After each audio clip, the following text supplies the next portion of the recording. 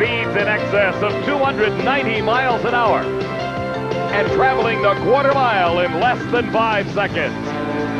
Championship drag racing from the NHRA. The 19-race, $18 million NHRA Winston Championship Drag Racing Series is entering the home stretch with only 7 races remaining in this 1989 season. The most recent event was at Seattle International Raceway in the Seafair Nationals. In Pro Stock, Bob Glidden had a chance to win his 75th national event title, but lost to Bruce Allen in the semifinals. Then in the final round, Warren Johnson defeated Allen for his first win of the year. In Top Fuel, Joe Amato gained ground in the Winston points chase as he defeated Dick LaHaye in the final round after beating the points leader Gary Ormsby in the semifinals. Amato remains in third, close behind LaHaye.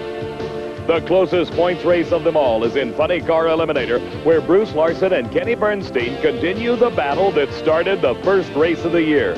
Larson is the leader and extended his slim margin by defeating Bernstein in the finals at the Seafair Nationals. Now the national event trail winds its way to the lakes area of mid-state Minnesota and the 8th annual Quaker State Northstar Nationals. Hello, everybody. I'm Dave McClelland, and welcome to beautiful Brainerd International Raceway near Brainerd, Minnesota. A lot of stories have developed around this 2nd annual Quaker State Northstar Nationals. The headlines are focused on the Funny Car points chase. Bruce Larson leads Kenny Bernstein by only 864 points. Of course, Bernstein is motivated to be the first ever to win 5 Winston Funny Car crowns. Bruce Larson is trying for his first. The other major story concerns Joe Amato. To set the scene, it began back at the California Nationals at Sears Point when Joe had that massive engine explosion. Since that time, he's been suffering from what's been described as a pinched nerve. He can drive his 280-mile-an-hour race car, but he does so in a lot of pain, particularly between the rounds of competition. Throughout this Northstar Nationals, my good friend Steve Evans has been following another story. Steve? David, we have a real upbeat story developing here at the Quaker State Northstar Nationals. It concerns this Top Fuel dragster and its owner-driver standing in the doorway of his trailer, Gene Snow of Fort Worth, Texas. Now, you'll recall just 2 races ago, Sonoma, California, at the California Nationals, Gene Snow, on a qualifying run, had something fall off the front of the car, which punctured the fuel tank and then blew the left rear tire. The car turned right, impacted the wall so hard that Gene Snow was knocked unconscious. He then traveled down the wall unknowingly at full throttle, and just when we thought it was all over, he impacted a tire-wrapped telephone pole.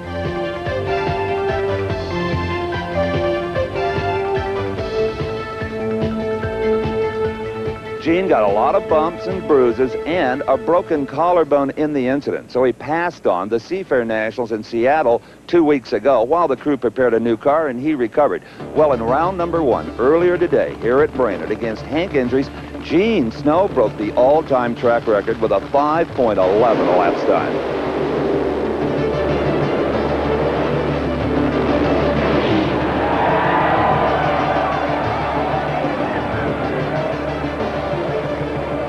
It's a great new car. My crew's done a good job. We worked 3 weeks in a row. If the shoulder holds up, we're going to be all right. How does the shoulder feel? Sore like everything should be probably in 2 or 3 weeks, but it's getting better every day. Do you wince a bit when they tighten that shoulder strap down? Yeah, that's what makes me cringe a little bit, and also pulling the shoes. 5.11. That'll ease a lot of pain. Right.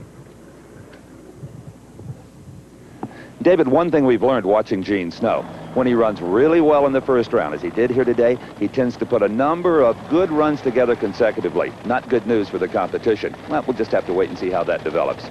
And Steve, that competition is developing right now here at this 8th annual event. I misspoke a moment ago. This is the 8th year of the Quaker State Northstar Nationals here at Brainerd, Minnesota.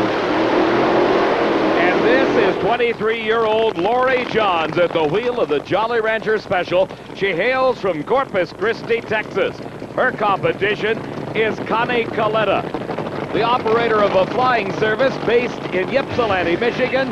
He qualified in the number 10 spot with a 5:26, earning the right to race the number 2 qualifier, the man that is currently leading the Winston points chase, Gary Ormsby. This was only the second race for this car after Ormsby destroyed his first car at Sears Point. The Castrol Special went into an instant wheel stand, hit the guardrail hard, veered across track, and slammed into the right-hand guardrail. The fire was quickly put out by the NHRA Safety Safari, but for the second time in just 3 races, Gary Ormsby had totally destroyed his race car. Steve talked with him. Well, David, Gary Ormsby is out of the car. He's A-OK. He's already in their tow vehicle trying to figure out exactly what happened to him. Well, I don't know, Steve. I'm pretty disgusted right now, but, you know, that's 2 and 3 weekends, and I really don't know. It just lifted up on me, and, you know, when it happens that quick that your mind's into racing, and maybe I should have got out a little quicker. To have your luck change so brutally, so quickly, that has got to be a real head game. Well, it's pretty devastating, but I guess we'll go back to the coast and put another car together and get ready for Indy. Oh, I didn't think you were giving up. No, we're far from giving up. Gary Ormsby, the driver, expressing the determination of his entire crew, particularly that man, his crew chief Lee Beard, who at that moment had to be thinking about what's ahead. For Lori Johns, what's ahead is a race against Connie Coletta. She qualified in the number 6 spot and beat Mike Brotherton in round 1, but here in round 2 competition, there is apparently a leaking problem. You can see the fuel spewing out of the fuel lines. They're tightening them down. They say it's all right. Starter Buster Couch waving Lori Johns to the starting line to go against Connie Coletta. Coletta in and staged. Johns creeping ever so slowly into those light beams across the track. A good start by both drivers. Lori Johns had to lift, and Connie Coletta came from behind to take the win. 5:26 at 278 miles an hour. Lori Johns very close at a 5:27. As we look again, you can see the start by both drivers was almost identical. But as Lori got down track, her car began to lose traction. She drifted close to the center line and was forced to back off the throttle. At that moment, Connie Coletta pulled even, then he pulled ahead and kept that narrow lead to take the victory and advance to the semifinals. The 1989 NHRA Quaker State Northstar Nationals is being brought to you by Quaker State Motor Oil. The big Q stands for quality, always has, always will. And by Firestone Watches, we're on the move. And Fuzzy's got a wrench in his hand. Like the crewman on Lori Johns' car, apparently Fuzzy spotted a fuel leak. They're tightening up a line, and it looks like he's got the problem solved. Eddie qualified in the number 8 spot and beat Ed Moore in round number 1, while Shirley Muldowney qualified in the number 4 position with a 5:18 and used a 5:19 in the first round to put away Frank Cook. Shirley with some incredibly consistent performances. Shirley has the choice of lanes. She earned that right by having the quicker elapsed time of the 2 cars based on her performance in the previous round. She has selected the far lane of the racetrack. Both cars go up in smoke. Shirley backpedals her way to victory and advances into the semifinals. A time of 5.62 seconds, 268 miles an hour. It's going to be a little tough to earn lane choice with that 5.62, but she's in the semifinals. Here now comes Darrell Gwynn, running extremely strong at this race. Gwynn in the Coors Extra Gold car has been plagued with problems throughout the early part of the season, but now performing with the best of them. He'll be racing against Joe Amato. Steve's at the far end. Shirley, a tremendous hole shot, first of all, for you. Then you did a dance on that gas pedal that got you the victory. Did it really? Could it sure turned the tires on me twice out there, and I kind of thought that left lane was a little marginal, way down there. It was shades of the 60s. You were both just blazing the tires. What did it run, Steve? 5.62. Not bad, considering. Oh, really? I thought it was quicker than that. You heard Ron Tolbert. Good leave. Nice job, baby. Indeed. Shirley Muldowney is back in the winners column, and Eddie Hill is even happy about that. And she certainly is, because she now is in the semifinals here at the Northstar Nationals. This is Tim Richards the crew chief for Joe Amato, the most recent victor on the NHRA Winston Championship Trail, taking home top honors up at Seattle International Raceway. Amato at this event qualified in the number 15 spot, off a bit in performance, but he beat Frank Bradley in round 1. Darrell Gwynn qualified number 3 with a 5:18. He beat Jim Head in his first round race. While Amato may have had problems in qualifying, ending up only in the number 15 spot, he certainly solved them for his first round race. He ran a 5:14 elapsed time, indicating that he is able to overcome whatever pain ensues from that pinched nerve that Steve told us about earlier. While Amato had a great time in round 1, it was exceeded by Darrell Gwynn, who ran a 5:12 and has the lane choice. And Gwynn smokes the tires. Joe Amato thunders through his elapsed time, 5.20. His speed, 275 miles an hour, and he continues to add to his points total as he tries to catch Gary Ormsby in the Winston chase. Here now is Gene Snow, driving as he is recovering from that broken collarbone with considerable pain, as he told Steve after that 5:11 run in round number 1. He is racing Dennis Forssell, the Minneapolis, Minnesota driver that calls Brainerd his home racetrack. He certainly has got a cadre of fans here cheering him on. Meantime, Gene Snow has got to be pleased with the debut performance of this car. Already a 5:11, a new track record. Steve? Joe Amato with a nice 5:20 considering all the tire slippage. But Joe, everyone concerned about the back problem. How you feeling? Well, see, I got a pinched nerve in my neck, but when you get up there, the adrenaline takes over, and it doesn't really hurt you, you know. But after I go back to the pits, I put some ice on it. I've been going to chiropractor and all, but that's tomorrow. I'll worry about that tomorrow. Today, we're out to win us a race here. When do you think it'll be completely recovered? I don't know. The chiropractor told me it could take a month or two, but I'm going to go to a neurologist this week, and hopefully he can straighten me out. The worst part is I can't play any golf or tennis. And Joe Amato is quite the athlete. Quite the athlete and quite the winner, but I guess if you gotta sacrifice something, Darrell Gwynn over to offer his congratulations to Joe Amato. Back at the starting line, this is the Simpatico Beer Special. Under the direction of crew chief Larry Frazier, Dennis Forssell backing the car into its own tracks after the completion of the burnout. And did Dennis Forssell throw a monkey wrench into the Winston Championship points chase? Forssell, the number 9 qualifier, had to run the number 1 qualifier, the Miller High Life Special of Dick LaHaye. For the second time in 3 races, LaHaye was sitting on the starting line next to run in the same lane when Gary Ormsby crashed. And as he did in the first race, Dick LaHaye was unable to take advantage of the opportunity. This time, he smoked the tires, gave the win to Dennis Forssell, and watched his opportunity to pick up some points on Ormsby go up in smoke. Now in round number 2, it is Gene Snow, the number 5 qualifier, and the new track record holder, challenging Dennis Forssell. This new car is nearly identical to the one that Snow slammed into the guardrail at Sears Point. So except for the pain from the healing broken collarbone, Snow should feel very comfortable in this vehicle. This time Forssell goes up in smoke. Snow loses traction but wins the race. And look at the time, an incredible 5.15 seconds, smoking the tires at over 277 miles an hour.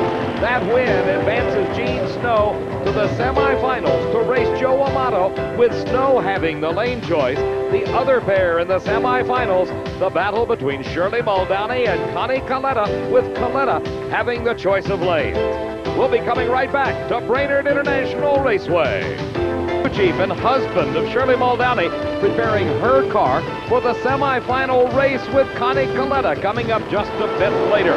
Right now it is time for Funny Car Eliminator round number 2. This is the Skull Bandit Pontiac of Don Prudhomme heating up those huge 17-inch wide tires in a procedure known as the burnout. It is actually designed to burn rubber to get them to optimum temperature for top traction. Larry Kamenzen of Valley, Nebraska, qualified 15th. He upset Mark Oswald in round number 1 to earn the right to face Don Prudhomme here in round 2. Prudhomme qualified in the number 3 spot and beat Tom Hooper in his first round race.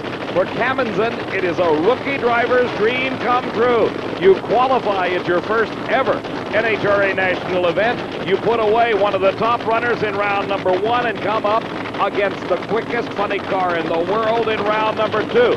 That time for Prudhomme of 5:19 came at Houston, Texas earlier this season. Prudhomme with the lane choice, selecting the near lane of the track. Larry Cammonson in the far lane. And a red light start for Prudhomme. Cammonson advances into the semifinals. What an unbelievable, even his crew cannot believe it.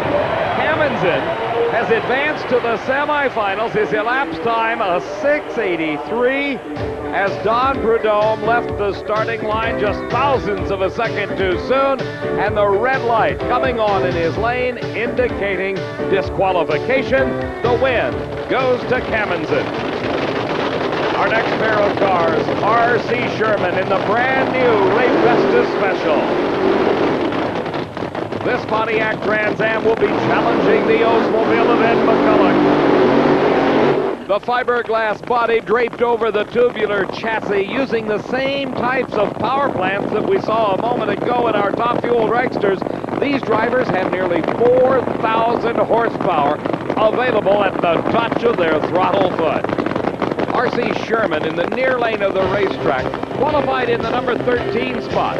In his first round race, he was matched against Jim White, the driver of Roland Leong's Hawaiian Punch Dodge Daytona. In that first round race, White in the far lane of the racetrack. Both cars left the line at the flash of the green light. White was on a strong pass when the engine let go. The ensuing fire engulfed the Dodge Daytona, and the veteran White was sorely tested. He was able to bring the car to a burning stop in the middle of the racetrack. The safety safari was on the scene immediately as the smoke billowed out from underneath that fiberglass body, pouring water on the car to cool it down. That allowed Jim White the opportunity to climb out the escape hatch on the roof of the Dodge Daytona and extricate himself from the burning vehicle. Steve had a chance to talk to him. You okay, Jim? Yes, Steve, I'm fine. Thanks. You did a lot in your own cause there by getting the fire battles activated and getting it stopped. Yeah, that's, you know, this is not my first day out here, and I know that there's a lot of things that we're responsible to do in the cars. A lot of people think that the drivers are doing less and less, but when you have a problem, you have to use your head, and I appreciate the experience I have, and I thank the good Lord for giving me the sense to do the things I'm supposed to do, get the fire put out as quick as I can, get it stopped, get the hatch open, come out that roof, and they were right there to help me. Again, we can't say so much for the safety people. They're right there, and I really appreciate their help. Jim White is okay. And that was the good news everyone was waiting for, but the bad news was a severely scorched race car. The crew, along with car owner and engine builder Roland Leong, surveyed the damage. R.C. Sherman's win earned him the right to race the number 1 qualifier, Ed McCulloch. He ran 5:42 to qualify in the top spot. Then a much improved 5:37 to put away Johnny West in the first round. McCulloch with the lane choice is in the far lane of the track in the Miller High Life Special.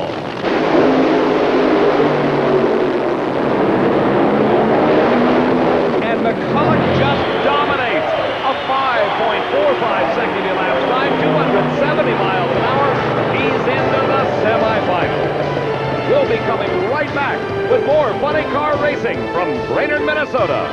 The number 1 qualifier in funny car, Ed McCulloch, is still in it, and Steve's with him. Well, Ace, it's like the little girl with the curl right in the middle of her forehead. You know, when she was bad, she was really bad, but when she was good, and it's good. Well, you know, Steve, we've been fighting her all year. I think she's going to give us a little here. 5:45.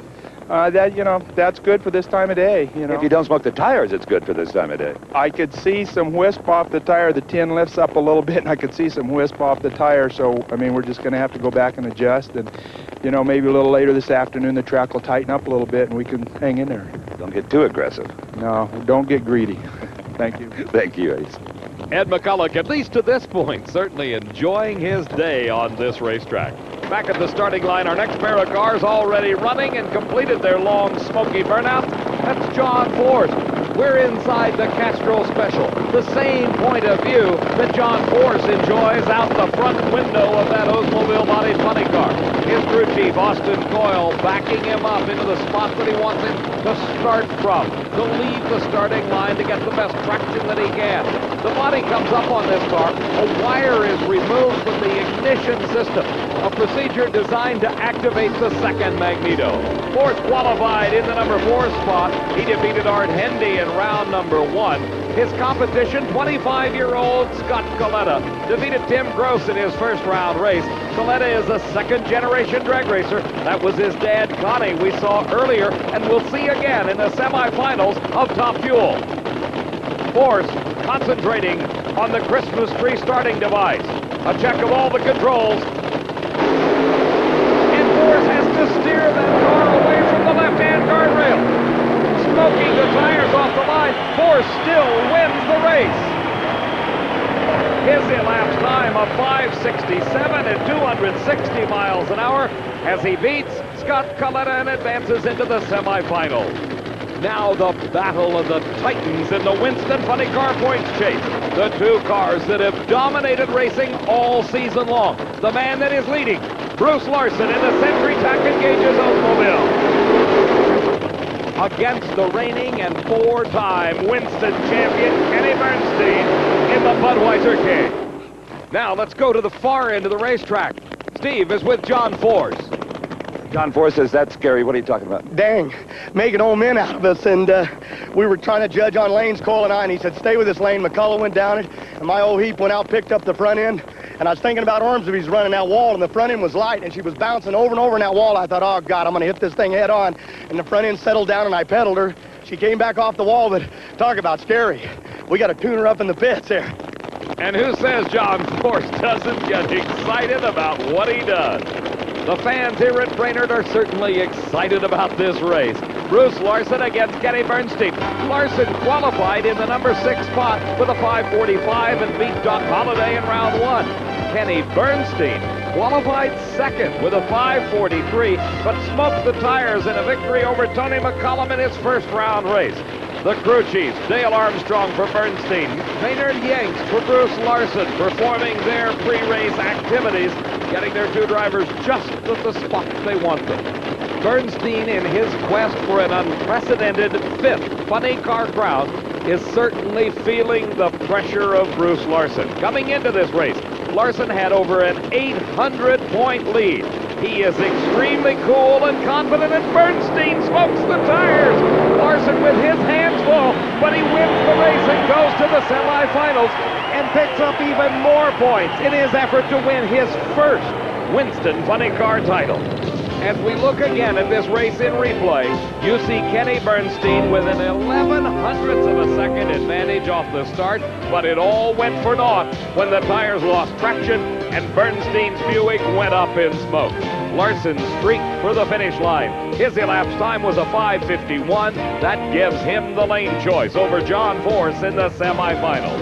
The other pair finds Larry Kaminson in his rookie day on a racetrack against the number 1 qualifier, Ed McCulloch. McCulloch with the lane choice. Well, Bruce, you have to know, after your whole-shot victory at Seattle, Kenny Bernstein was ready for you, and he gave you that payback right off the line. He had a 10th. I noticed it right away, yeah. But we just had to treat this like it was going to be the final round. We hopped the car up, and we just thought the track would probably take it. Well, it took enough of it to get you down here. That's it. We're pleased. To the semifinal round, and there's another 200 points he puts between himself and the red car of Kenny Bernstein. Steve, it's now up to Larson to even add to that point spread, as it is to his Top Fuel teammate Joe Amato, who's trying to catch Gary Ormsby. Star Nationals, I'm Dave McClelland along with Steve Evans, and it's time for the semifinal round of competition in Pro Stock Eliminator. We're riding with Bob Glidden in the Motorcraft Ford Probe as he gets set to square off against Frank Iaconio's Pontiac. This could be a milestone race in the career of Bob Glidden. He's trying for his 75th win. He qualified number 1, beat Kenny Delco in the first round. In the second round of competition, he was matched against Morris Johnson Jr. Johnson, in his first round race, had defeated Mark Powick. In this round 2 competition, Glidden was in the near lane of the track. You see out the window Morris Johnson's Pontiac. He quickly fell back as Glidden pulled the shifting levers and pulled ahead for the victory. His elapsed time was 7.47 seconds at 185 miles an hour. That gave him the right to race against Frank Iaconio, who qualified 7th and beat Jerry Haas in round 1. In his second round race, he was pitted against Butch Leal, who defeated the number 3 qualifier Reed Wisnett in his first round confrontation. A pair of Pontiacs, the AC Delco car of Leal on the far side, the Super Shops entry of Iaconio in the near lane. The very slight advantage gained by Iaconio at the starting line paid off at the finish as he put away Butch Leal with a 7.50 second elapsed time. That means that here in the semifinal round, Bob Glidden has the lane choice. We're seeing a change in the driving style of Frank Iaconio. Normally, Iaconio does his burnouts and immediately comes up and stages, putting the pressure on the opposing driver. But he has not yet staged.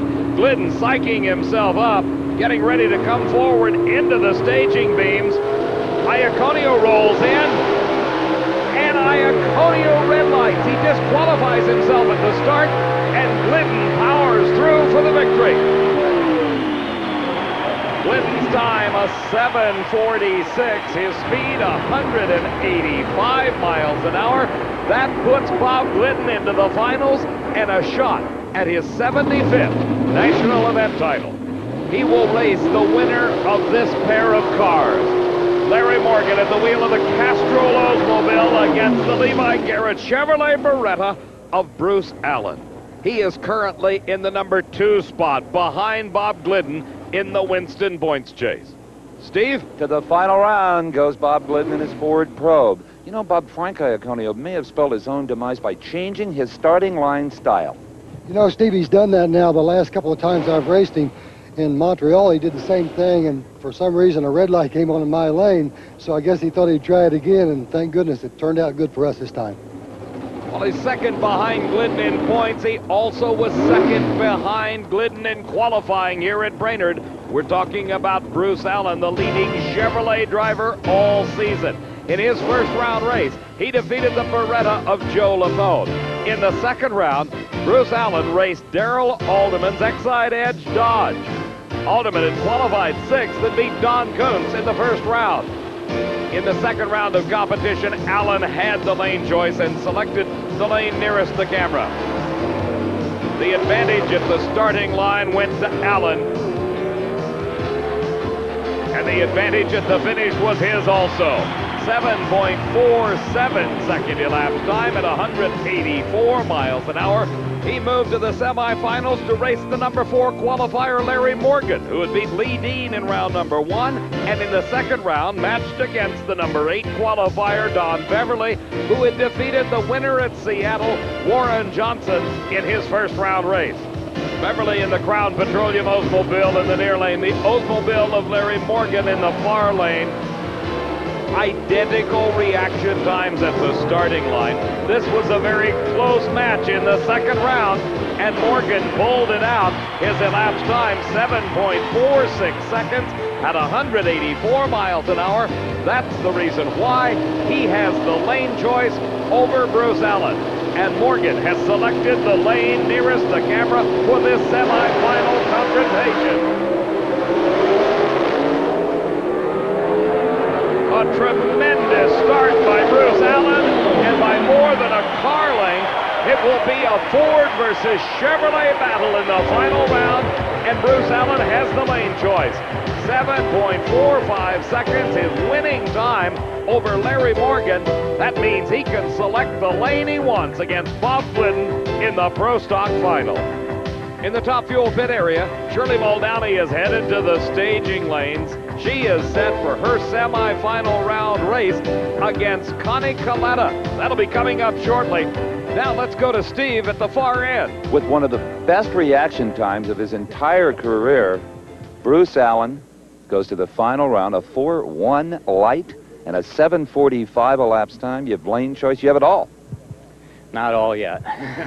Potential for it. Potential for it all. Just need a little bit. Need a little bit of luck here and just keep doing what we're doing. Another light like that, another lapse time like that could be all yours. I hope so. You wouldn't want to spoil Bob Glidden's 75th celebration, though, would you? He's won that many races. He's got 74. Man, that's pretty awesome. I'd love to spoil it.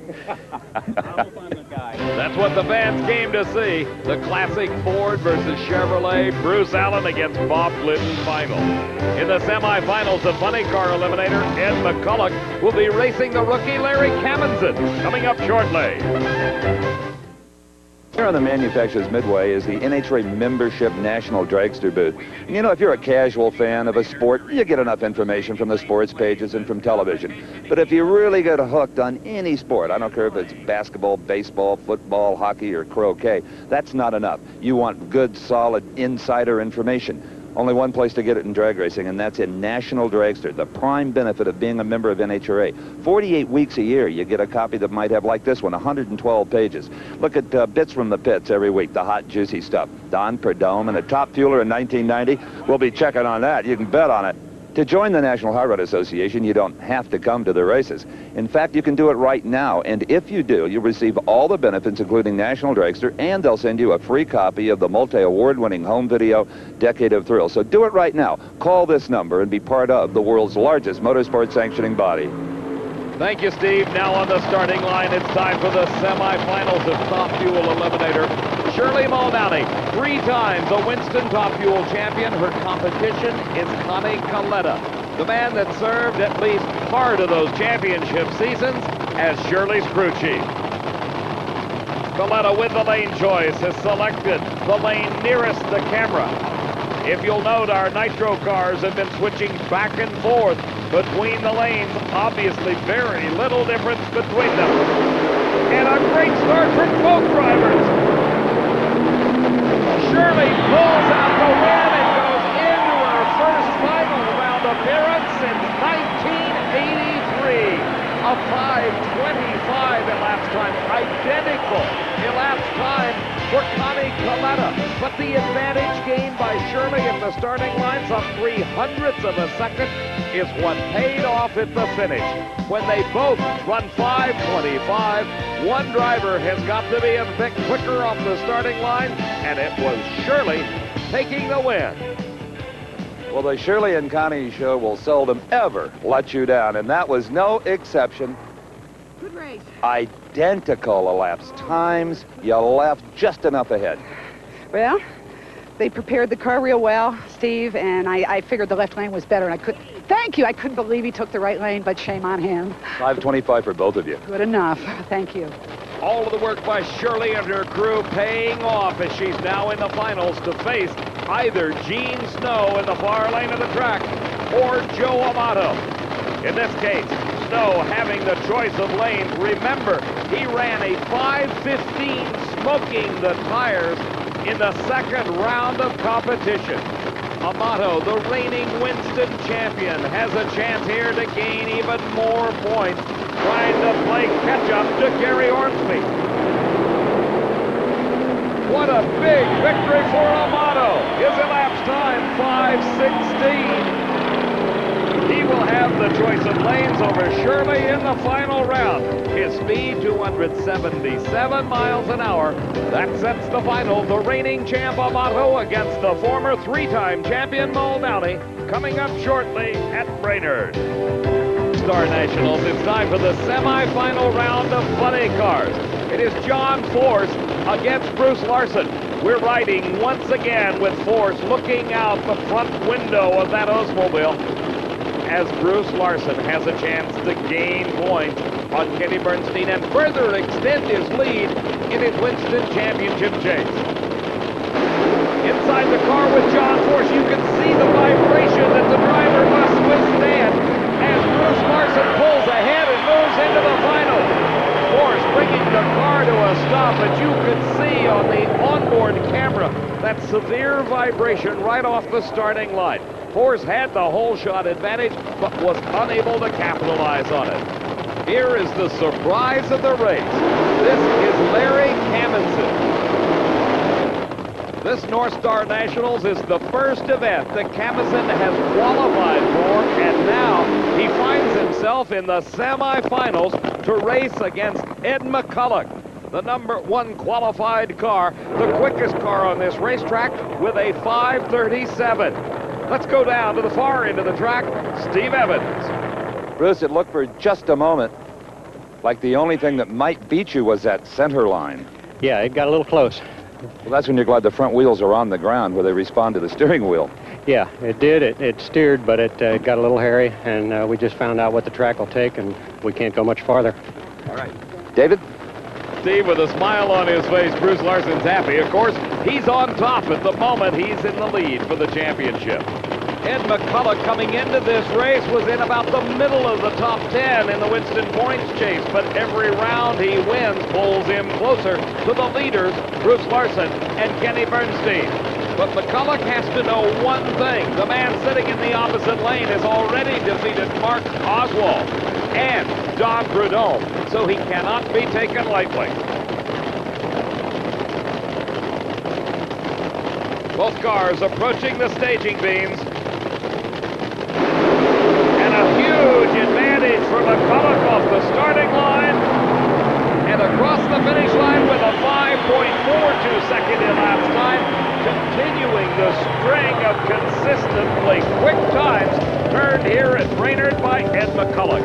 That win moves him to the finals to race against Bruce Larson with the lane choice going to the quicker car.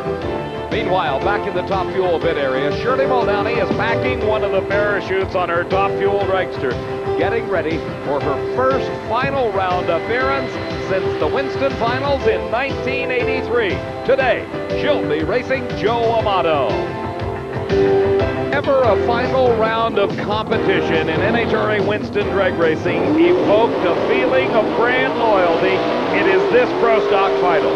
The Ford of Bob Glidden against the Chevrolet of Bruce Allen, a classic race. Steve has a special guest at the far end of the track. Moments ago, they talked. Ed, the last time we did this, Bob won his 50th. What do you think about the 75th? Well, I think the 75th is going to be really tough. We are not running real well here. Bruce has lane choice. It's really kind of hard to tell what he's going to do. He's run both lanes, and we've only run one. So he may make us change lanes, but then if he makes us change lanes, the lane he's run the quickest in is he's going to have to give it up. So it's his decision, and we're just kind of following right now, and it's not a real good feeling. Don't hold all the cards, but if anybody is up to the challenge, it's Bob Glidden. Bruce Allen has retained his quick lane. He stayed in the far lane of the track, putting Bob over here in the lane nearest the camera. Our onboard camera riding with Bob Glidden, and as you watch him, you can see the concentration that a driver goes through, trying to gain an advantage at the start. The 500 cubic inch engines leave the starting line at about 8,500 RPM. Glidden is ready.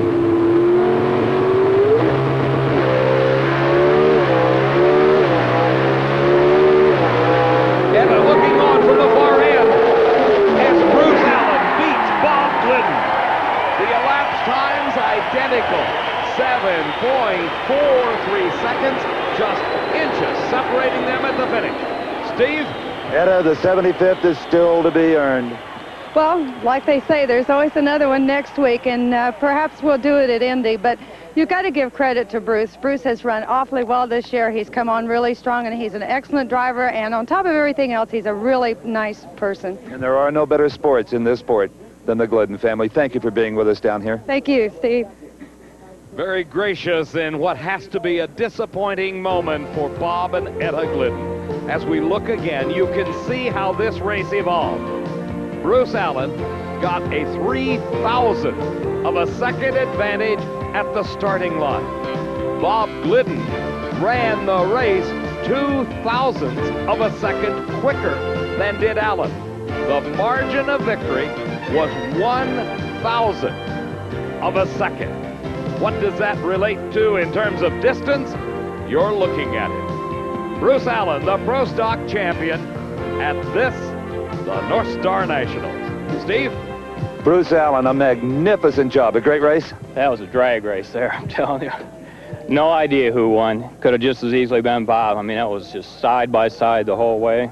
Great race. As they always are when that Ford meets the Chevrolet. I'm telling you, it pumps us both up, I think. We don't especially want to race each other, but we always have good races, and can you say about Bob? I mean, man. He says a lot of nice things about you, too, believe me, and Etta as well, who's down here. When he needs to, he puts it together. He's a guy that can get it done. Get over here, Bob. That was a race. You believe, as tough a competitors as they are, these guys are pals. Hey, I'm not his pal. I wouldn't say that. I wouldn't go that far. But I'm going to tell you, they do a hell of a job racing. Indeed. Bob Glidden, the 75th will be earned, I would think, later on this year. I can't imagine that he'd go winless with 6 more now to go. Steve, I have to agree with Bruce Allen. What an incredible race as he put away Bob Glidden. Glidden continues, though, to maintain a big lead in the Winston standings. Allen is second, Warren Johnson third, Morgan is in fourth spot, Butch Leal number 5. Meanwhile, back on the starting line, Ed McCulloch readying himself for the race against Bruce Larson when we come back. Vantage point behind the race car. Maynard Yanks, the crew chief for Bruce Larson, is playing traffic cop, telling another crewman exactly where he wants Bruce Larson to situate that car to get ready for the final round against Ed McCulloch. Larson with an opportunity to gain even more points in the Winston chase. Once again, the procedure normal, lifting the body, removing that wire off the ignition system, very similar to what John Force does. For Ed McCulloch, he has had low ET of the meet of a 5.37 second elapsed time. Bruce Larson smoking the tires, trying to stay with him, and pulls it off. Ed McCulloch wins the race, but Bruce Larson almost caught him. A 5.55 second elapsed time, his speed 266 miles an hour. As we watch this one again, you can see the advantage gained by McCulloch at the start, nearly 0.05 of a second. Then the tires broke loose for Bruce Larson, and the smoke started to pour off of those huge slicks. But at the finish line, Larson wasn't about ready to give up. He actually ran 0.04 quicker, but couldn't catch him. Let the record show that Ed McCulloch just did to Bruce Larson exactly what Bruce Larson did to Kenny Bernstein at the last race. You hole-shotted your way to victory. What goes around comes around, you know. Did you know who won? It was thousands if you do the math. I tell you, it was so close out there. I thought I was in good shape. The thing left the starting line. It went out there. I didn't see him. I didn't see him. And all of a sudden, I'm going just into the lights. And I sort of looked out there, and there's that red fender. And I said, boy, this is close. But I was pretty sure that I had him. Wonderful driving, Ace. Thank you, Steve. Ed McCulloch, the Quaker State Northstar Funny Car champion. Steve, on paper, the actual margin of victory for McCulloch, 0.09 of a second. Larson holds the number 1 spot, followed by Bernstein. Ed McCulloch's victory has put him into number 3. Mark Oswald 4th. Don Prudhomme 5th in the Winston points chase. There's one race remaining. The TRW Special of Joe Amato against the Performance Automotive Wholesale Special of Shirley Muldowney. Back in 1982, Shirley won the inaugural event here at Brainerd, one of her 17 national event victories. Intently looking on is Ron Tobler, Shirley's crew chief and her husband.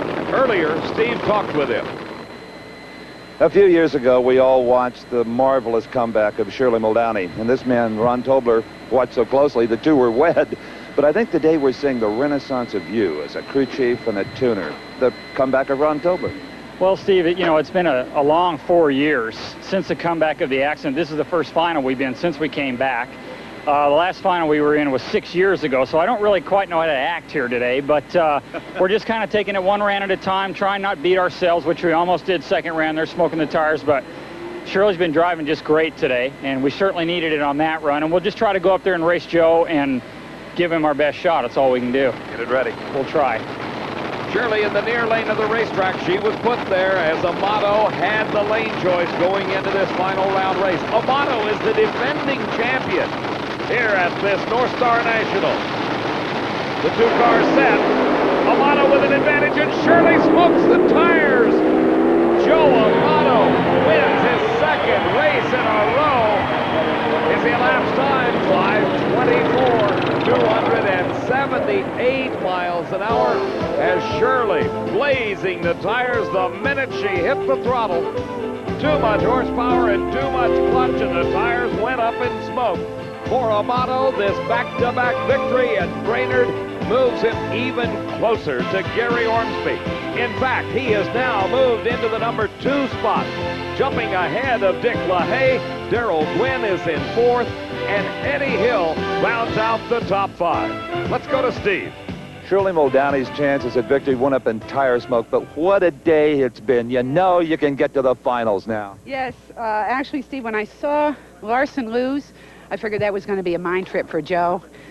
I thought I might have the advantage there. We had a lot of power in it. I had a little more heat on the starting line than I liked, but a good friend won. Let's put it that way. Indeed. Joe Amato is the champion, but this lady again proves that she has that potential. All right, Dave, Joe Amato has now come over to give a big hug to Shirley Muldowney. Joe, come over here. David, here is your Northstar Nationals top fuel champ, Joe Amato. Great drive.